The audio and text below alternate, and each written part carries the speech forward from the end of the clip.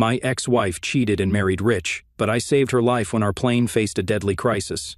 The moment I stepped onto the plane, I felt an odd sense of relief.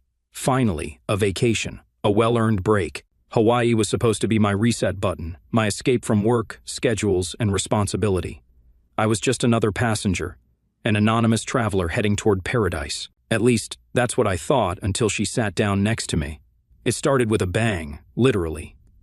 The seat beside me slammed down hard enough to jostle my arm, followed by an overly perfumed presence shifting into place. I turned, already bracing myself for a half-hearted apology from some stranger in a hurry.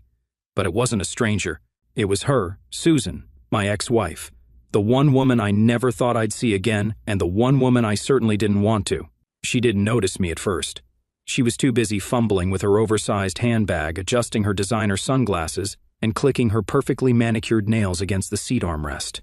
But the second she turned, her face lit up. Not with warmth, not with recognition, but with pure, unfiltered amusement. "Oh my God," she let out a dramatic gasp, lowering her glasses. "Is that you, dropout dude?" I clenched my jaw. Dropout dude. That's what she used to call me when we were younger. When things were good. Before they weren't. She thought she was clever, reducing my entire existence to one phrase. It wasn't even accurate. I didn't drop out, I walked away. There's a difference. I nodded once, a curt, polite acknowledgement, nothing more. But Susan wasn't one for subtlety. "Wow," she continued, dragging out the word like she had all the time in the world. "This is wild. I mean, what are the chances? It's been what, years?" She grinned, but there was no kindness in it, just the same condescension I remembered too well. "I almost didn't recognize you. You look so. Well, the same." I turned back toward the window, already exhausted. The view outside was far more appealing, endless sky, a horizon untouched by the past, but Susan wasn't done. "So," she leaned in, lowering her voice as if she was about to uncover some great mystery. "What are you doing here? You're not seriously going to Hawaii, are you?" She let out a light, insincere laugh. "Did you win a contest or something?" I exhaled through my nose, willing myself to remain calm. "A vacation," I said simply. Susan's eyebrows shot up.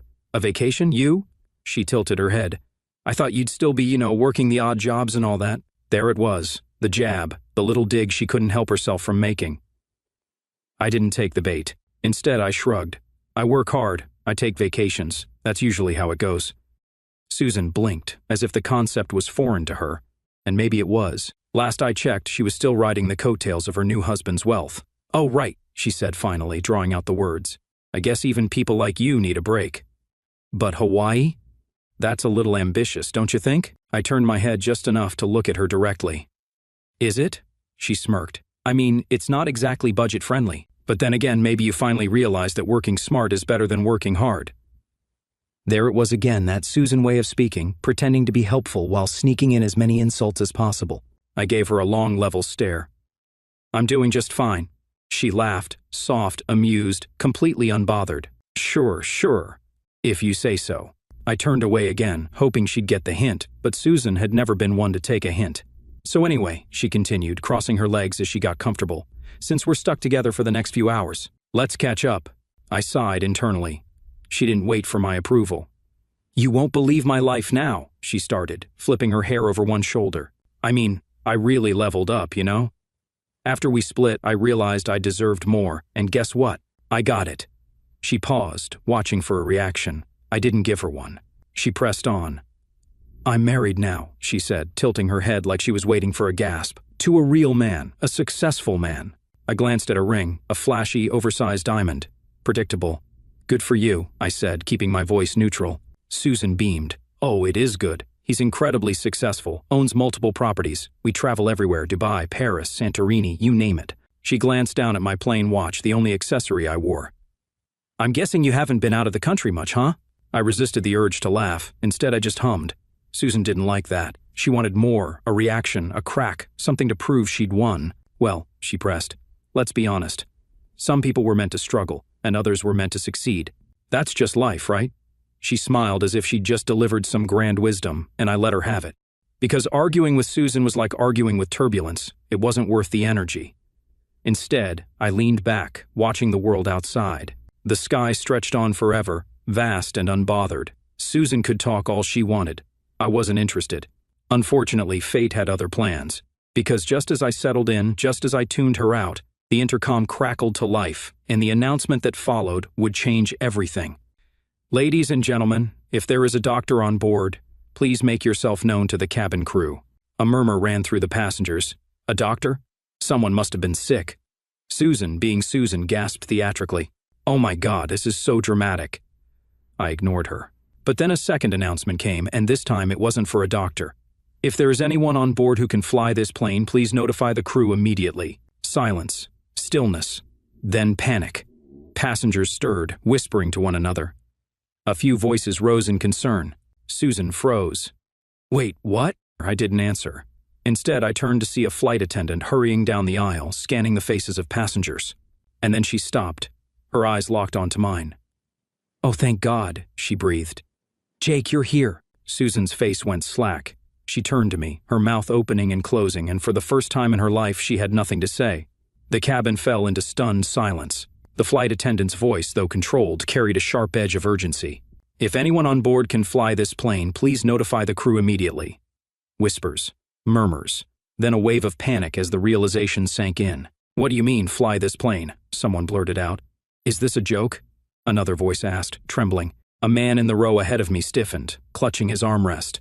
A woman nearby muttered prayers under her breath. Even the hum of the engines, steady and unwavering, seemed oddly ominous now. "And Susan?" Susan went pale. Her lips parted slightly as she turned to me, eyes wide, her previous arrogance crumbling in real time. She had spent the last 15 minutes ridiculing me, reminding me of how she had moved up in life, mocking me for being a dropout. And now she was staring at me like I was the only thing keeping this plane from falling out of the sky. I barely had time to register her stunned expression before the flight attendant rushed toward me. "Jake, please," she breathed. "It's bad." Passengers were watching. Everyone was watching. I exhaled slowly and stood. Susan grabbed my arm before I could move. Where are you going?" she stammered, her nails digging into my sleeve, her usual confidence replaced by something I'd never seen before, actual fear. I met her gaze. "To do what needs to be done," I said simply. Her grip loosened as I turned away. The flight attendant guided me toward the cockpit. Behind me, I could hear Susan's shaky voice. He's lying. He can't be serious." No one paid her any attention because right now it wasn't about her. It wasn't about our past, her insults, or the years she spent convincing herself she'd married a real man. Right now, only one thing mattered, getting this plane safely to the ground. Inside the cockpit, the situation was even worse than I'd imagined. The captain and the co-pilot were slumped in their seats, their faces glistening with sweat. A doctor, one of the passengers, was kneeling beside them, checking their vitals. "They've been poisoned," he said grimly. "Food poisoning. It hit fast. They're too weak to do anything." I frowned. "Both of them?" The doctor nodded. "Yeah, it's bad. They're conscious, but just barely." The captain, his breathing shallow, turned his head slightly toward me. His eyes, though hazy, locked onto mine. "You a pilot?" he rasped. I gave a firm nod. His lips twitched in what might have been a weak attempt at relief. "Good," he murmured. "Plane's yours." That was all he could manage before slumping back against his seat, his strength completely drained. I didn't hesitate. I slid into the captain's seat, my hands moving instinctively across the controls. The weight of what I was about to do settled over me. Flying a plane wasn't the issue. I'd done it for years, but this? A mid-flight emergency, hundreds of lives depending on me, and no backup? I let out a slow breath and adjusted my headset. "This is Jake, assuming command of the aircraft," I said into the radio. "Control, do you read me?" Static then. "Roger, Jake, we read you. What's your situation?" I gave a brief rundown, incapacitated pilots, a doctor on board, and me, the only qualified person left to fly the plane. There was a pause before the voice on the other end spoke again, this time with a sharper, more serious tone. "Understood. We're diverting all resources to assist you in making a safe landing. Can you confirm your flight hours?" "Commercial pilot, former Air Force," I replied. Another pause, then, "Copy that, Jake. You're more than qualified." That was good news. Bad news? I had to do this alone. Back in the cabin, the passengers were fully aware that something was wrong. The whispers had turned into panicked conversations. People were looking toward the cockpit, toward the flight attendants, toward anything that might give them reassurance. And Susan? Susan was frozen in her seat. For the first time since she sat next to me, she wasn't speaking. She wasn't smirking. She wasn't sneering. She was staring at the cockpit door, her hands gripping the armrest so tightly that her knuckles had turned white. "Excuse me, miss," the flight attendant beside her said. Susan flinched. What? The flight attendant gave a tight-lipped smile, one designed to be reassuring but failing completely. I need you to fasten your seatbelt and remain calm. We have a very experienced pilot handling the situation. Susan blinked rapidly. Jake? She whispered. The flight attendant nodded. Yes. Susan let out a breath that almost sounded like a laugh, but there was no amusement in it. She had spent years convincing herself that I was a failure, that I was beneath her. That leaving me was the best decision she'd ever made. And yet, here we were. At 30,000 feet, money meant nothing, and I was the only thing standing between her and the ground. She swallowed hard, her voice barely above a whisper. He's really going to land the plane? The flight attendant nodded again. Yes. Susan slowly turned her gaze back toward the cockpit door, and for the first time in her life she looked small, powerless, like someone who'd just realized the universe had a sense of humor after all. In the cockpit, I tightened my grip on the controls as air traffic control fed me instructions. Jake, you're approaching descent range. Are you comfortable with the landing sequence? I glanced at the instruments. Landing a plane in an emergency wasn't hard. What made it difficult was everything else. The passengers, the pressure, the knowledge that one wrong move could be catastrophic. I pushed those thoughts aside. Affirmative, I said. I've got this. Another voice came through the radio, likely a supervisor stepping in. Copy that, Jake. We're clearing the runway for you now. Just keep it steady. I nodded to myself. Steady, that's all I needed to be. Behind me, the doctor was still tending to the captain and co-pilot. The flight attendants were securing the cabin. And Susan? Susan was somewhere behind that door, finally realizing that fate had handed her a poetic slap in the face. I adjusted my grip and focused on the descent. I didn't know what would happen after we landed. I didn't know if Susan would try to talk to me, if she would apologize, or if she would pretend like this had never happened. But I did know one thing: by the time this flight was over, she would never call me dropout dude again. The cockpit door clicked shut behind me, sealing off the murmurs, the panic, and most importantly, Susan. I didn't have time to process the absurdity of it all, not now. I focused on the controls, the screens, the radio chatter. My fingers danced over the buttons instinctively, muscle memory kicking in. The weight of the situation settled on my shoulders, but it wasn't fear, not yet. It was responsibility. I'd trained for this. I'd flown under pressure before, but this was different. Because now, it wasn't just a mission, it wasn't just an exercise, it was real. Hundreds of people sat behind me, their lives resting in my hands. People with families, people with dreams, people like Susan, who'd probably spent the entire flight convinced that money, status, and luxury hotels made her invincible. But not here. Not now. At 30,000 feet, nothing mattered except skill, and I was the only one on this plane who had it. I adjusted my headset. Control, this is Jake. I have command of the aircraft. The response was immediate. Copy that, Jake. We have you on radar. Are you comfortable with the plane model? I scanned the panel. Boeing 737, a commercial aircraft. Not quite the fighter jets I used to fly, but I'd logged enough hours to know it well. Affirmative, I said. I'm good with the controls. Understood. We're here to guide you through the descent. Do you have co-pilot support? I glanced at the co-pilot seat. The actual co-pilot was still conscious, but barely, his skin clammy, his body slumped, his breaths shallow. Even if he wanted to help, he physically couldn't. No, I said, flying solo. A brief silence then, Roger that. We're clearing emergency protocol for a solo landing.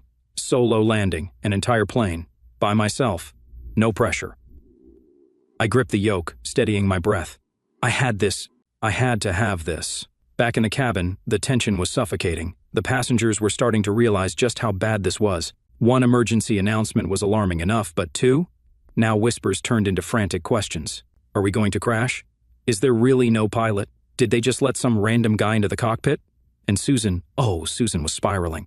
Her entire face had drained of color. She wasn't talking anymore. She wasn't even breathing properly. Because for all her talk about being above me, about leveling up, about how I was nothing, she had never needed me more than she did right now. It was poetic, really. The one person she'd spent years trying to erase from her life was now the only person keeping her alive.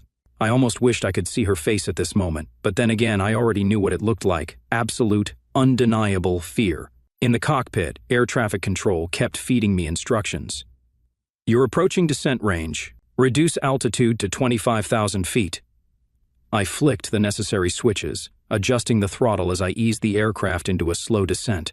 The turbulence kicked in slightly, just enough for passengers to feel the shift. I imagined the way they were gripping their armrests, their silent prayers, their hands tightening around their loved ones. I imagined Susan sitting there, finally, understanding that this wasn't some game, that I wasn't some loser she could mock from the comfort of her luxury life. I was the one thing standing between her and disaster. I was the difference between life and death, and for the first time in years, she couldn't talk her way out of it. Control, we're at 25,000 feet, I confirmed. Copy that, Jake. You're doing great. Let's start prepping for final approach. Final approach. The real test. This was where things really mattered. The slightest miscalculation could send the plane spiraling, a wrong angle, an incorrect adjustment, a rushed maneuver. Any of it could turn this from a near miss to a tragedy. I took a steadying breath. I could almost hear my father's voice in my head. The past is the past. Focus on the moment. Right. The moment. I focused on the instruments, watching the numbers, feeling the plane's response, letting instinct guide me. This was what I was born for. Control, I'm beginning descent to 10,000 feet. Back in the cabin, Susan finally spoke, and it wasn't to mock me, it wasn't to throw another insult. It was a whisper, a terrified, fragile whisper. He's really flying the plane?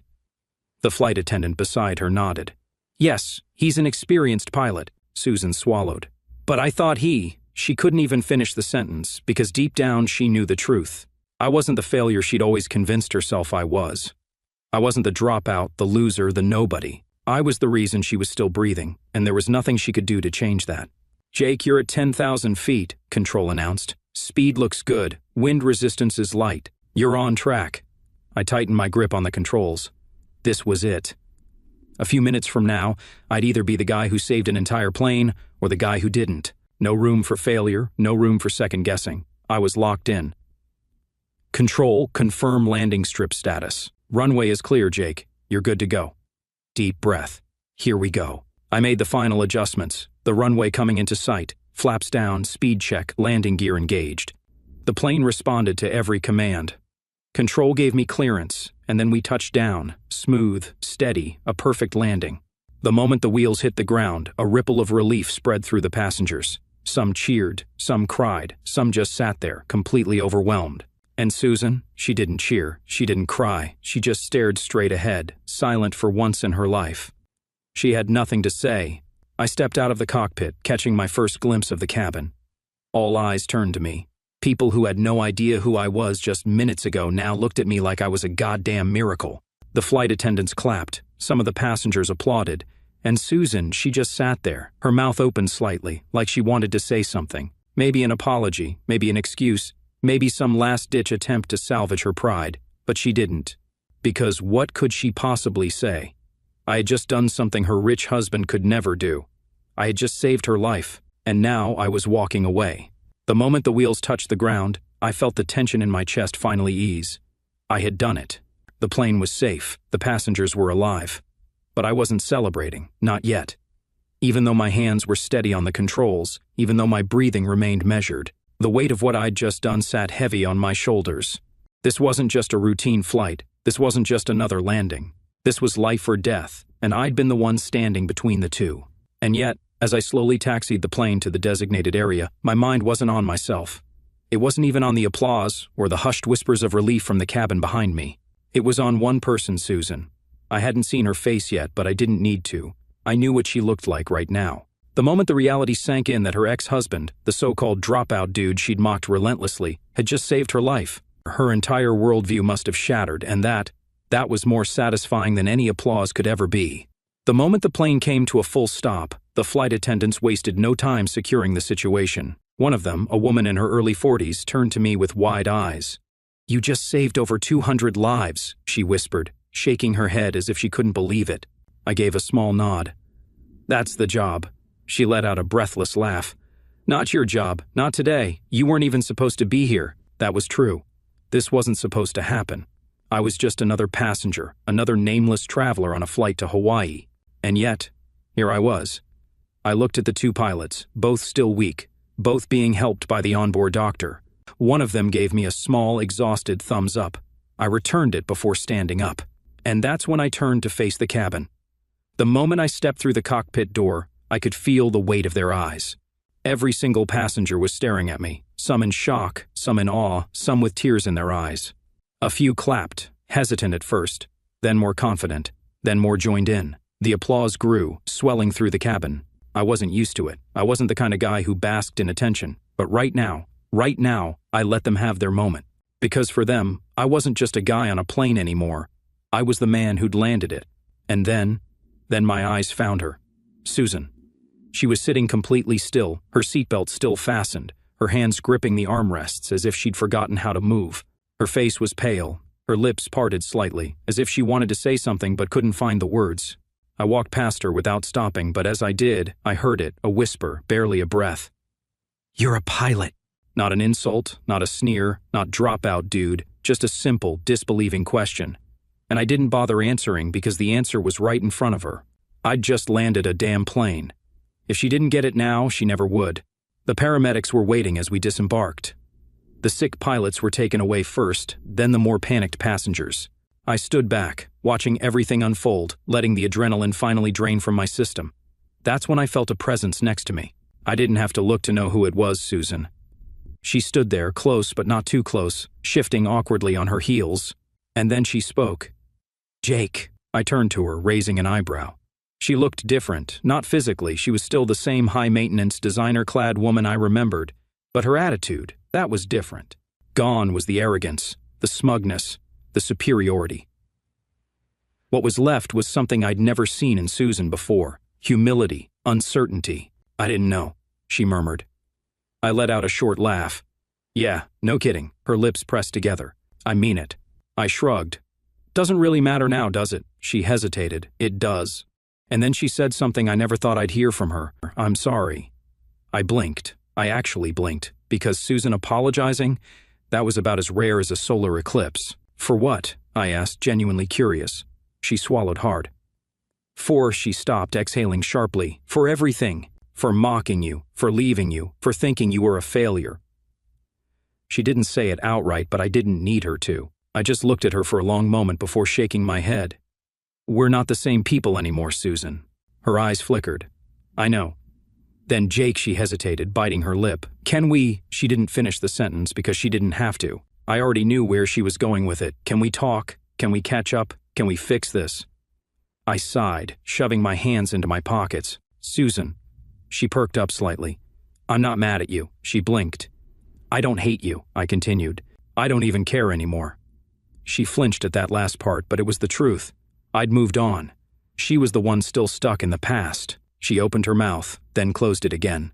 And for once in her life, Susan had nothing left to say. I turned away from her, walking toward the airport exit. I wasn't sure if she was still watching me, but as I stepped outside, taking in the fresh Hawaiian air, I knew one thing.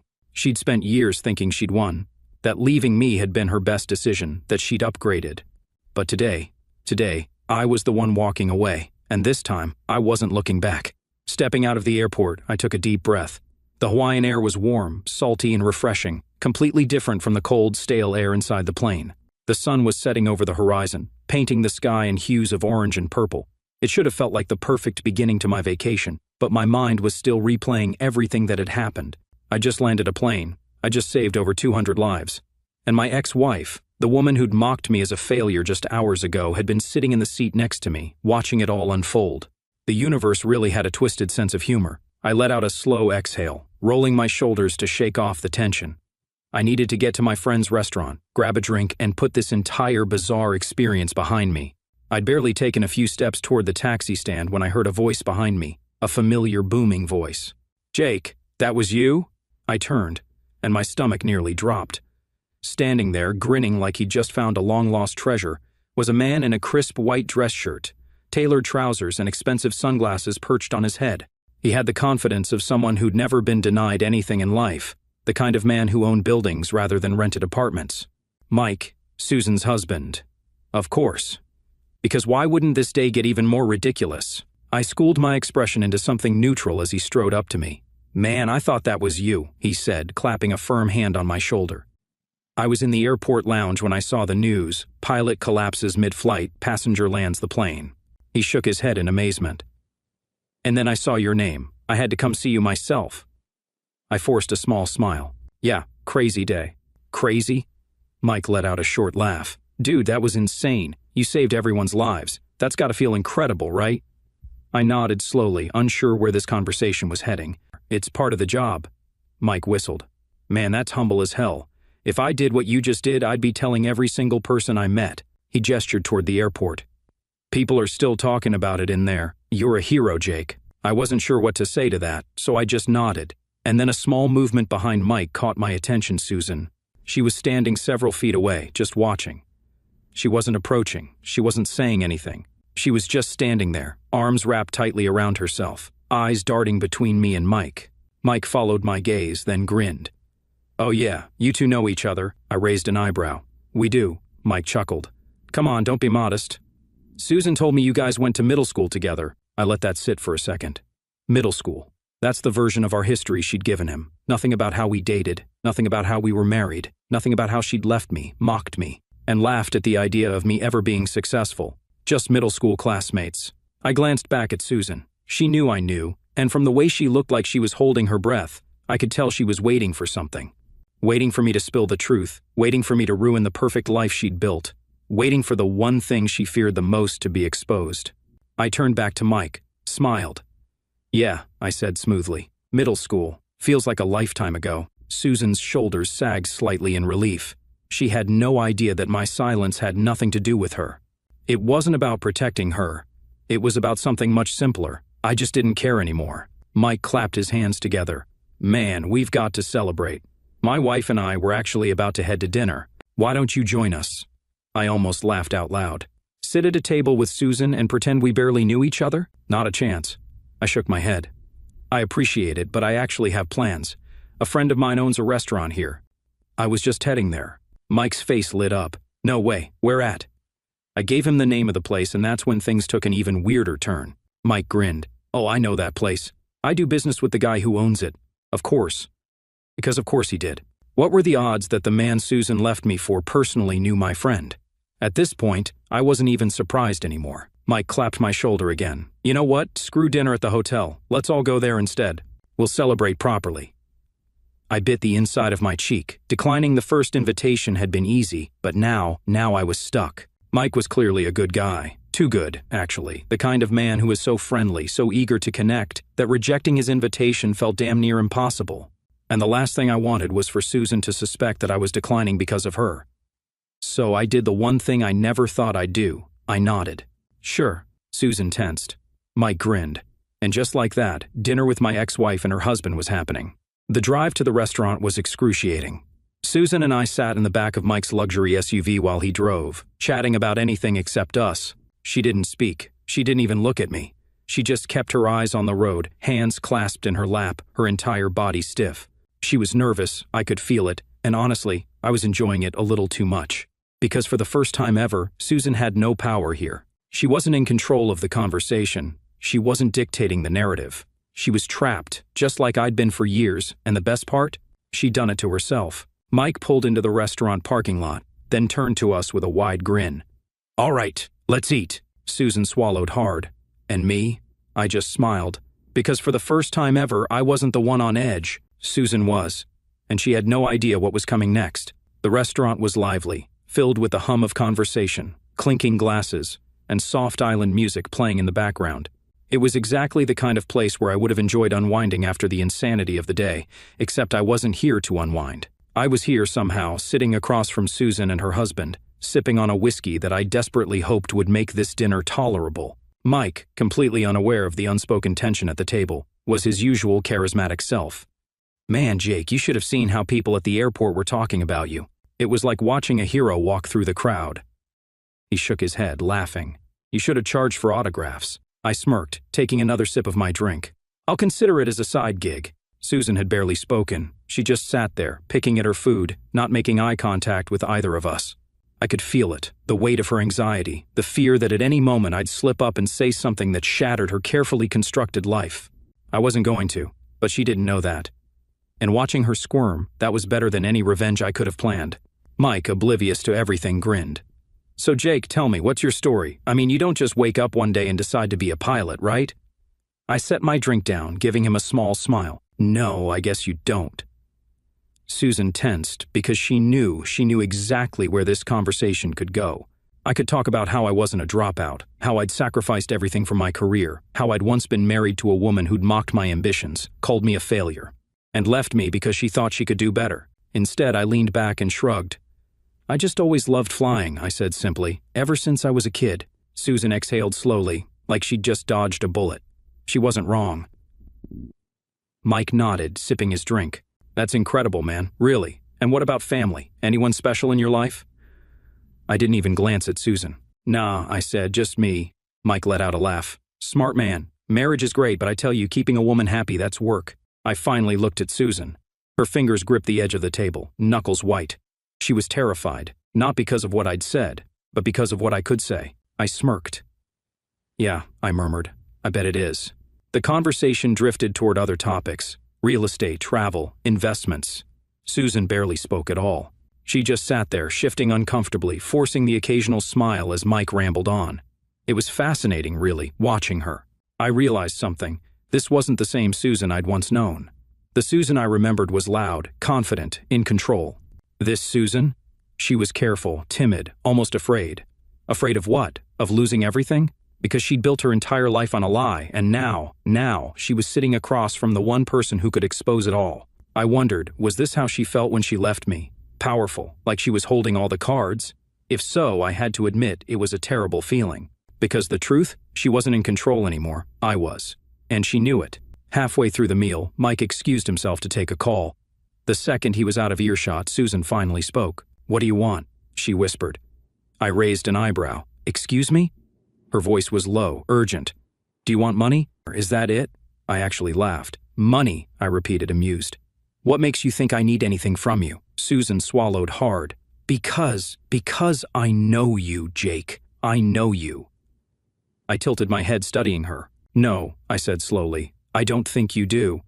She let out a shaky breath. Then why? Why are you here? Why did you say yes to dinner? I leaned in slightly. Because Mike invited me. She flinched. And you know what's funny, Susan? I continued. I could have said no. I could have walked away.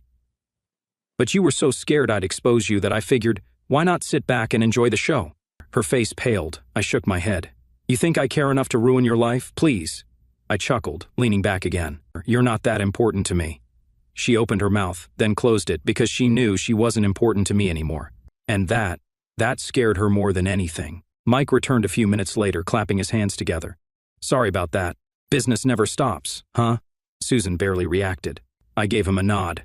No worries. Mike glanced at his wife. You okay, babe? You look a little pale. Susan forced a smile. I'm fine. I smirked. No, she wasn't, and she never would be again. As dinner wrapped up, we stepped outside, the warm Hawaiian breeze carrying the scent of the ocean. Mike shook my hand firmly. Man, I'm glad we ran into each other. We should stay in touch. I nodded. Sure. I wasn't lying. I had no problem staying in touch. After all, it wasn't me who had something to hide. It was Susan. Mike turned to his wife. You ready to go? Susan nodded quickly, too quickly. She didn't even look at me as they left. And as I watched them walk away, I realized something. She was trapped. Not by me, not by Mike, by herself. Because even if I never said a word, she'd always be terrified that one day I might. And that was the best revenge of all. I watched as Susan and Mike walked away, her stiff posture betraying her tension. She never turned back, never looked at me again, not once. And that was enough. I didn't need to expose her. I didn't need to ruin her. She was already doing that to herself. Because now, she'd spend every waking moment wondering if and when her past would catch up with her. And I was the only one who knew the full story. I turned away and started down the street toward my hotel. The sound of waves crashed in the distance. The Hawaiian night was warm, the sky clear, the stars brighter than I'd seen in a long time. And for the first time in years, I felt weightless. Because for the first time in years, I wasn't carrying her anymore. I was free. The next morning, I woke up late, something I rarely did. But after the insanity of the last 24 hours, I figured I'd earned it. I stretched, feeling more relaxed than I had in months. No early flights to prepare for, no schedules to follow, no Susan breathing down my neck trying to pick apart my life. I checked my phone, a couple of messages from my friend Bob asking if I was still up for grabbing drinks that night, and one unexpected message from Mike. Hey man, great meeting you last night. If you're free, let's hit the golf course today. My treat. I stared at the screen for a moment. Mike wanted to hang out with me. I could only imagine Susan's reaction when he told her that. I smirked, shaking my head. I wasn't about to spend my vacation playing golf with the guy who married my ex-wife, but it was fascinating to me how genuinely oblivious he was to everything. Part of me almost felt sorry for him, almost. I sent back a polite decline, tossed my phone onto the nightstand, and got up. Today was going to be a good day. By noon, I was at the beach, lounging under an umbrella with a cold drink in hand. It was strange, being still. I was so used to moving. Piloting was all about momentum, precision, decision-making. I wasn't accustomed to just sitting somewhere and letting the world exist around me. And yet, I liked it. I liked the silence. I liked the peace. And more than anything, I liked knowing that no one controlled my life but me. Susan had spent years convincing herself that I was nothing without her, and yet here I was, calm, content, successful, while she was the one suffocating under her own lies. I took a sip of my drink, letting the realization settle. This was what real winning felt like, not revenge, not proving a point, just living well. And that was the one thing Susan would never be able to take from me. By late afternoon, I was walking through the streets of Honolulu, taking in the sights, when I saw something that made me stop in my tracks, a jewelry store, a very expensive one. And standing in front of it, talking to an associate outside, was Susan. She was alone, no mic, no entourage, just her. I debated walking away. I had no interest in another interaction with her, but then, as if sensing my presence, she turned. The second her eyes landed on me, I saw it. Panic. Not anger, not arrogance, not even annoyance, just pure, unfiltered panic. For a moment, neither of us moved. And then she did something I never expected. She walked up to me. Her eyes darted around, making sure no one was listening.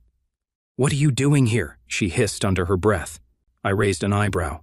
"I'm on vacation, in Hawaii. You know, the place you mocked me for affording?" Her jaw clenched. "That's not what I meant, and you know it." I smirked. "Then maybe you should ask better questions." She exhaled sharply. "Jake, listen, She stopped herself, pressing her lips together. "You're not going to tell Mike, are you?" I tilted my head. "Tell him what, exactly?" Susan swallowed hard.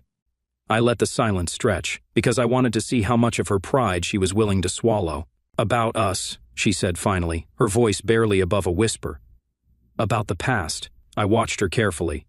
She looked tired, not just physically, but mentally. She'd spent years crafting her perfect life, and now she realized how fragile it actually was. How one conversation, one truth, could bring it all crumbling down. I could see it in her eyes. She wasn't afraid of losing Mike. She was afraid of losing what Mike gave her. The money, the status, the life she'd convinced herself she deserved. And that was pathetic. I sighed, shaking my head. "Susan, I don't care." She blinked. "What?" I crossed my arms. "I don't care enough to say anything. I don't care enough to get involved. And honestly, I don't care about you." Her mouth opened slightly, as if she was about to argue, then she shut it again. Because she knew, for the first time, she knew. She'd spent so much time trying to tear me down, only to realize that she was the one who'd built her life on shaky ground. She was the one trapped. She was the one who'd never be free, because even if I never said a word, she'd always be looking over her shoulder. She'd always be wondering. She'd always be waiting for the truth to catch up with her. And that was better than any revenge I could have planned. I stepped back, giving her one last look. "Enjoy your life, Susan." Then, without another